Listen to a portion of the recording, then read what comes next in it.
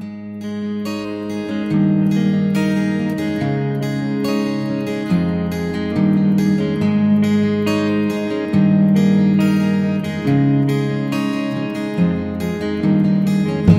τώρα πονάς και μες στην καρδιά σου υπάρχει λύπη, μην τα παρατάς.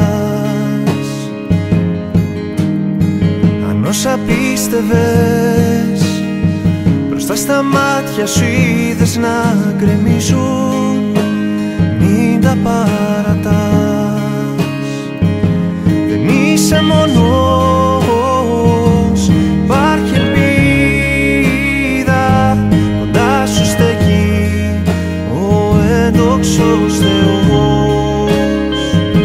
Δεν είσαι μόνος, υπάρχει ελπίδα, το όνομα του είναι ο Ιησούς Χριστός.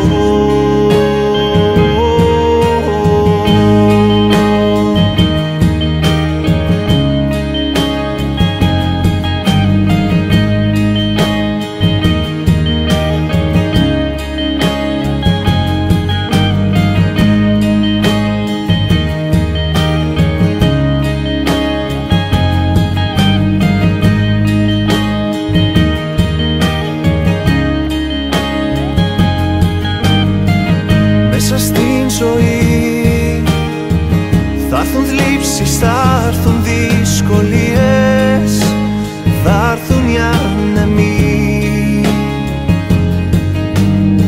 Μα με απλή καρδιά πίστεψε πως για τον Κύριο είναι τα πάντα δυνατά. Δεν είσαι μόνος, υπάρχει ελπίδα, κοντά σου στέκει ο έντοξος Θεός. Δεν είσαι μόνος, υπάρχει ελπίδα, το όνομα του είναι ο Ιησούς Χριστός. Όταν έχεις χάσει τις ελπίδες σου και δεν έχεις που να στραφείς, τότε θυμήσου είναι δίπλα σου, περιμένει να προσευχηθείς.